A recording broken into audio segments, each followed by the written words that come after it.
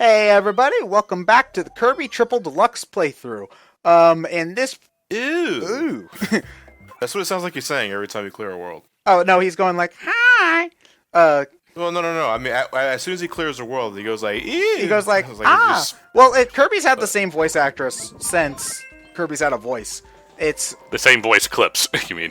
yeah. Well, they do! Well, it's actually kind of funny. Kirby's one of the only characters who they re-record voice lines for every Smash Brothers game because they have to record new things for every power-up, you know? So they do actually have... Oh, God, I'm forgetting her name and I feel terrible for it. But they have the voice actress, like, when you're, like, in Smash, when you're controlling Shulk Kirby, he does go, like, SHIELD! Or something like that, only it's Kirby speak, so it's barely intelligible. And it's cute, obviously. But they've had the same voice actress for Kirby probably since...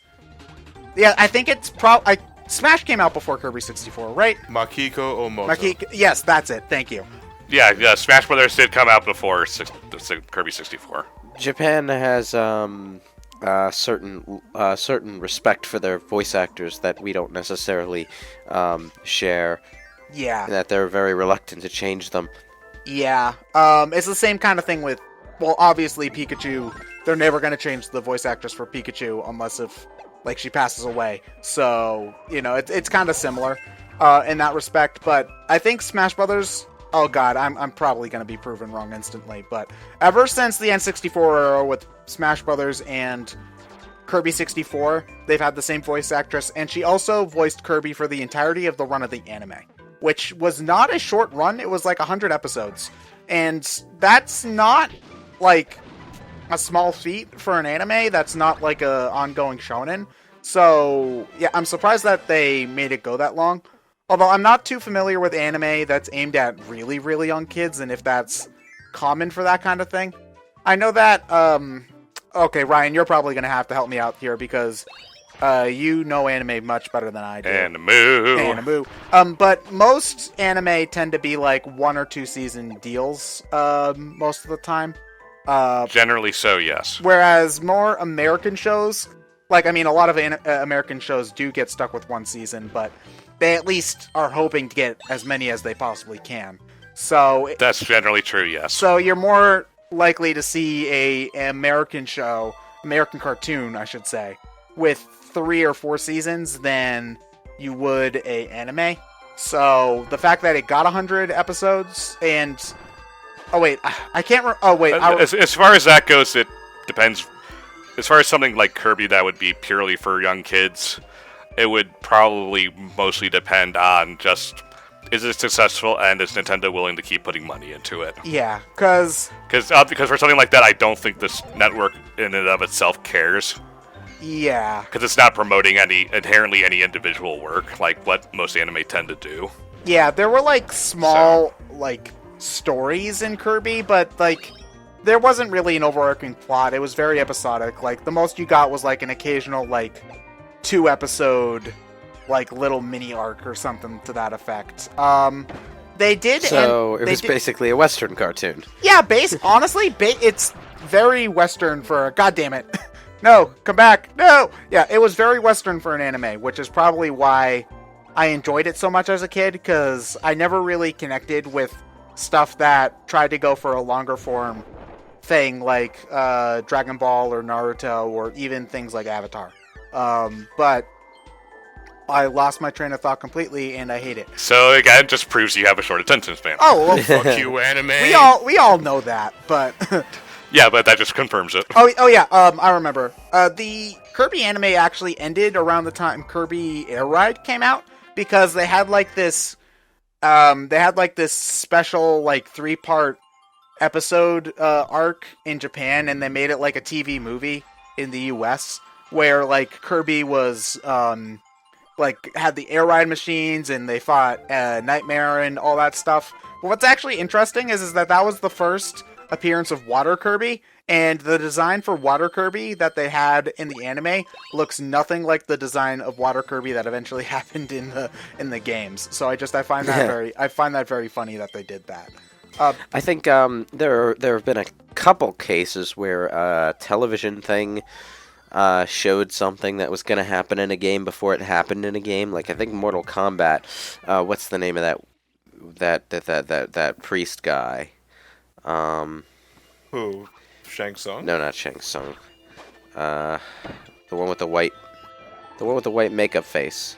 Are you talking about the really terrible Mortal Kombat cartoon? Yeah. Oh god, that's amazing.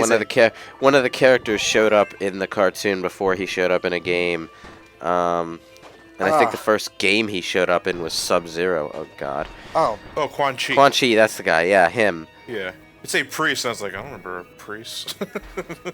oh man. Well, Mortal- Thanks for the image of Quan Chi being a pope. Well, something like a dark priest or something or other. I might be mixing him up with Shaft. Quan Chi, the Grand Vizier. Wasn't Quan Chi like the secret bad guy that was behind everything in Mortal Kombat? Don't even try to make sense of Mortal Kombat's lore. It's two-part, Quan Chi and Shinnok. Quan Chi and Shinnok, yeah. Then who's the bad guy in the first Mortal Kombat game? The guy with the Shang Shang Shang Tsung. Tsung, then Shao Kahn, then... Who's working under Shao Kahn. Oh, okay. I can. I'm a stupid American. I have a hard time remembering things that are foreign. So Well, the Mortal Kombat was developed by America. Oh, okay. Well, yeah. that makes sense. So Yeah, let's put it this way. Okay, Shang Tsung is the Sagat. Shao Kahn is the Bison, and Shinnok is the Seth. we're going by American names, right? Because if we're going by the Japanese names from Street Fighter, it's a completely different. American names. Yeah. Yeah. That's still one of the most funny things to me about video games is that we don't want to get sued by Mike Tyson, so we're going to name this. We're just going to switch the names around instead of renaming them because that makes things better. Well, it actually saved them the trouble of changing programming within the game because they had the names M. Bison and Balrog listed in the game files already, and they just had to change a few values around to reassign them to different characters. Okay, so this is my least favorite rare keychain in the game because to get it, you have to take the cannons up the tower, drop down, open the chest, take the cannons back up, drop down, light the fuse, and then take them back up again. Because Barely any time. yeah, it takes a while, and you aren't allowed to float up because they've got a headwind coming down. So, yeah, For some reason. yeah. But so I actually didn't know where that keychain was for the longest time. I didn't bother getting a complete 100% save file for Triple Deluxe, and by that I mean getting all the keychains, which is really the last thing that I had left to do until very recently. Like, actually, after I played Robobot, I realized, I never actually did get 100% in Triple Deluxe. I mean, I had gotten full Sunstones ever since the game came out, but I never bothered with keychains. So, it was actually If it's a random drop of any kind, I generally don't bother with it and don't count it towards quote unquote 100%. I mean, granted, Kirby does. The way that they program it, it's not entirely random. It is mostly random. Don't get me wrong. You're gonna get a ton of doubles by the time you beat the game, but the ones that are new do become more like you. It's not like there's 100 keychains and it's a 1 in 100 chance of getting all of them each time. Like, the game knows how many are left to get, and it'll be like, okay, you've got a 20% chance of getting the remaining new keychain, or something like that. Obviously, I'm not talking in specific code speak, but just from my own experiences. Yeah, but that sounds less like a deliberate coding, and more just law of averages. Which means it's still kind of inherently random, so. Yeah. Granted, basically what it is, it's the difference between needing to grind for 15 minutes on keychains and needing to grind for potentially anywhere between 15 minutes and 3 hours for keychains. So I appreciate that. Well, I mean, anything helps, but I'd still rather not do it in the first place. Yeah, I wish there was just a quicker way to get them. Like, honestly, I feel like if they let you spend the stars you pick up on keychains in like a little keychain shop like Smash Brothers, that would be nice. What? Do you want to build a snowman?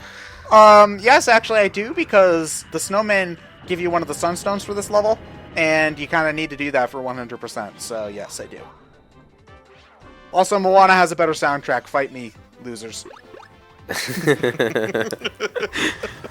How can you beat The Rock singing? I love the rock song, although my favorite's probably the flashback song with the ancestors on. You say the rock song, and I think it was Titantron theme from Wrestling Days. So it's like, oh, No. I didn't know that was in Moana. That would be awesome if it was, though. Rock bottoms the ocean. Yeah. Actually, Planet Robobot has nearly this exact same puzzle, only instead of sucking the snowman head along, you're kind of just carrying it. So, yeah. I mean, granted, that puzzle's in one of the best stages in the game, which is the ice cream stage, which is fantastic, but, you know, it just kind of, going back to Triple Deluxe, I actually don't know what happens if you put the snowman's heads on the wrong body. I mean... Come on, try it sometime. I want to know what happens. Yeah, I didn't do it either. It's probably I put it really in the right boring, place. and they just don't recognize, and you gotta move them back the right way. Although, I can imagine if you drop them down in the wrong order, you could screw yourself out of this, Yeah, because how are you getting them over? yeah, out of this sunstone. But, you know, it's adorable. And I believe they actually have, in Planet Robot, a very similar snowman, man and woman. Snowman and Snow Woman, sorry. But as long as they don't give me that annoying bingo card from Animal Crossing, I'm happy. This is one of my favorite. This is one of my favorite gags in the game. Yeah, this is one of my favorite Hypernova gags in the entire game. Oh, hello there, little Waddle Dee. Little Waddle Dee, little Waddle Dee, let me in. I mean, I guess I'm sucking instead of blowing. It doesn't have a chin, though. You can't say not by the hair. I don't even know if they have hair. I always like to believe that the orange parts are fuzzy. So, like, not really, really fuzzy, but like... Suck. Suck. Suck. Why do you hate us, Kirby? We're just trying to live in peace. You burn our homes. Or I guess in this case, suck them in. Well, they're probably burning in his acidic digestional oozes. Then you kill our brothers. This isn't made out of bricks. Worst game ever, 0 out of 10. Man, 3 little pigs aren't fucking around. Also, I love how the Waddle Dees freak out as this little mini boss continues. Like right now, they're really nervous. And This is for Waddle Dooders. oh my god! Oh my god! Oh my god! Oh my god! Oh my god! Oh my god! Oh my god! Like I'll huff, and I'll puff, and I'll blow my brains. And I'll literally blow your shit up. Yeah. So we just left 3 Waddle Dees completely homeless. Hooray! Hey, at least they're alive, you know. Currently, yes. Just wait till next game. Yeah, probably.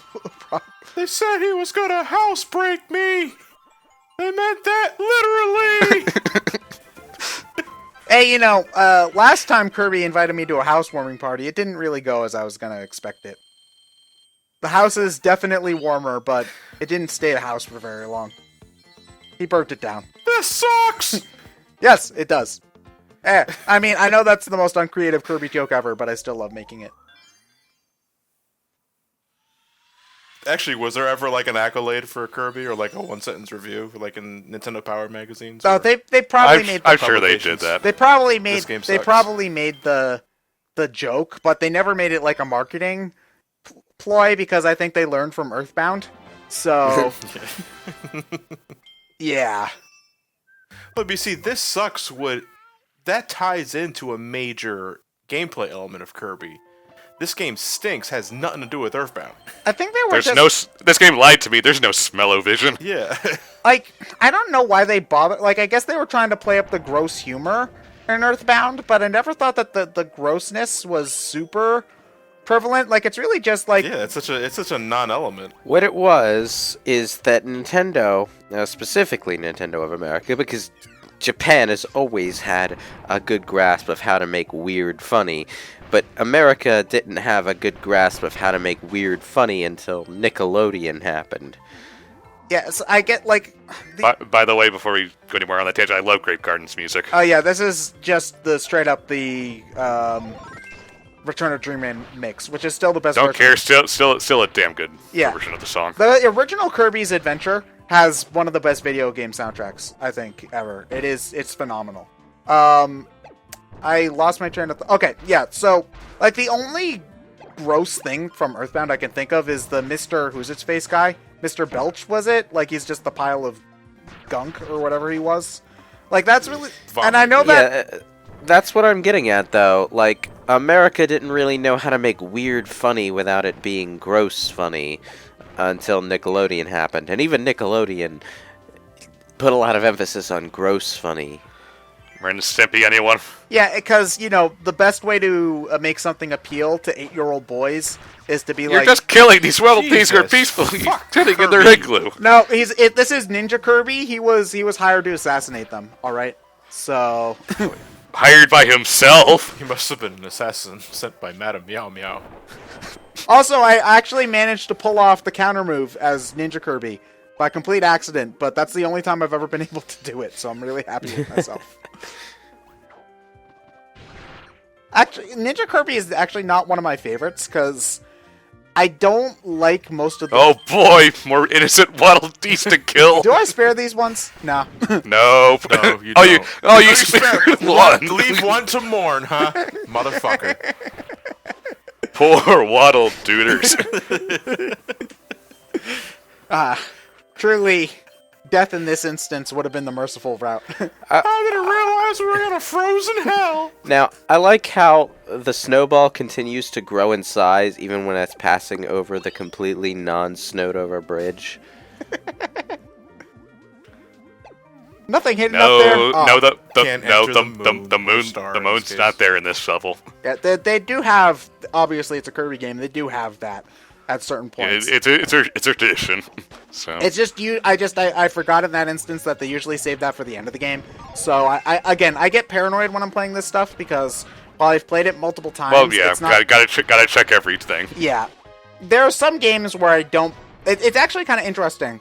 They're the games that you know so well that you don't bother to explore because you think you know where everything is. And those are the games where when you find something new, like you're completely shocked. But then you got the game. Yeah, that was me a few weeks ago with the one up mushroom in Womp's Tower in Mario 64. Oh yeah, the one behind inside the wall. Yeah, Right. I'm like, I never fucking knew about that. yeah, that was.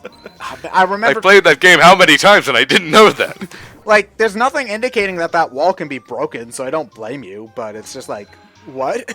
Really? The happenstance secrets. Now next playthrough, I'm gonna go around punching every wall. Yeah. Luigi. L is real. 2048 was it? 2041. 2017. Wait, really? No. Oh. It's like it's that you know with the discovery of that one up behind that wall. That's how we're finally going to find Luigi in the year 2017, behind this unassuming wall the entire time. Oh man, the ear of Luigi truly never ends.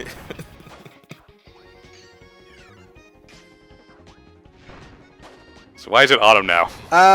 Because this is the extra stage, and so as such, it's the stage where they bring back all the old gameplay gimmicks because reasons. Well, Extra Stage is pretty much just a fusion of pretty much everything you went through in the world all at once. Yeah. Oh, From what I gathered, Crash. 'cause I'm only 4 worlds into this game at the time of this recording session. That's Fuck pretty yeah, much. Crash. Oh yeah. With my Kirby. Pope hat. Is he the Holy Hand Grenade of Antioch? Your Grace, I was wondering, if we truly have a benevolent and all-loving God, why does he allow bad things to happen in the world? Please, with your all-knowing wisdom, answer this question. Hi! He puts the holy and holy shitties on his way. Also, I'm surprised that the crash didn't kill him in one hit. I think I didn't charge it up enough. It almost never does. Or maybe it's the standard bosses, because I know the DX bosses have more Yeah, health. this is a DX boss, so it almost never does. Yeah, so, yeah, but, okay, that's probably it, yeah. The DX boss... The only time I remember Crash ever actually one-shotting bosses consistently was Nightmare in Dreamland / Adventure. Yeah, and in those instances, Crash is usually really well hidden, so you almost never get it before a boss. So it's kind of like your bonus for finding it. Okay, so the DX bosses, I believe in Return to Dreamland you fought them when you went into the weird alternate dimension thingamahoosit.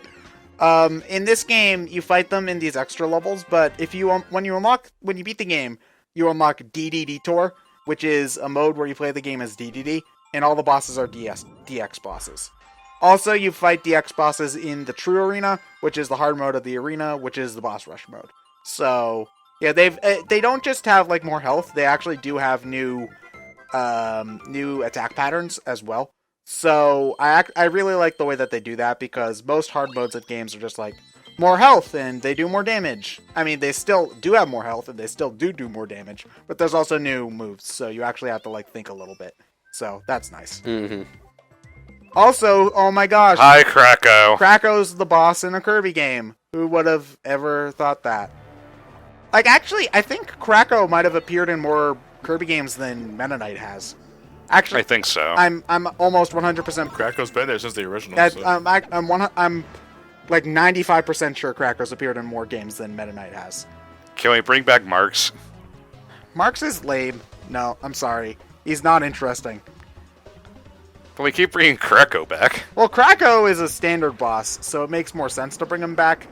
Mark's kind of like But Marks' theme is awesome. Marx's theme is, honestly, I think one of the weaker final boss themes in Kirby. You hater of good things.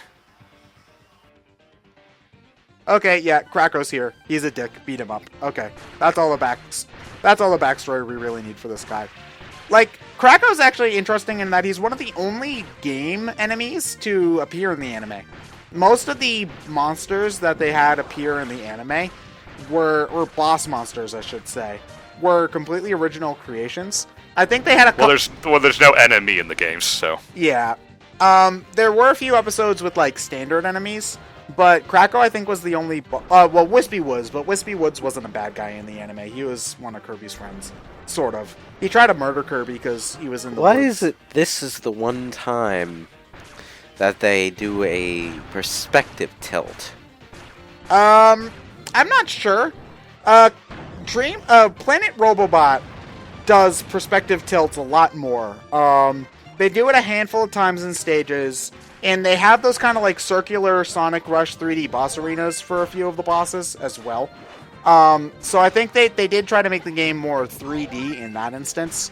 I think it has mixed success though, because honestly, the 3D styled Sonic Rush bosses are my less favorite bosses in Planet Robobot. Honestly, I think the bosses in Planet Robobot in general are just significantly weaker than the ones in Triple Deluxe.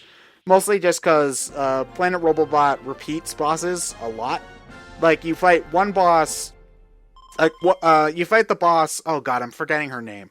But the robot lady who's on the cover, she has a boss fight. And then later in the game, you fight a different robot person, but it's basically the same attack patterns. And then there's also a different boss in Planet Robobot, which is essentially just 4 bosses from old Kirby games, but reskinned. So there's... Yeah, but that fucking final boss... No, honestly, I think that the final boss in Triple Deluxe is cooler. Because... I know that people are gonna disagree with me because, oh, you go Gurren Lagann, it's so cool, man. Look at this fucking Gurren Lagann. Yeah, okay. Fuck yeah. The thing, okay, obviously I should probably be saving this for whenever we get to Planet Robobot, which will be eventually. But I don't feel like it ended the game gameplay-wise in a way that felt satisfying, because I hated using the ship controls. And it didn't feel... Like, I really wanted the final boss to be in the Robobot, because you don't fight a real boss using the armor, and that would have been awesome, and they never did that, and I was really disappointed. So, yeah. Whereas this final boss in Kirby's... Well, we'll see. We'll get to it. We'll get to it, Yeah. so I'll talk more about that when we get to it.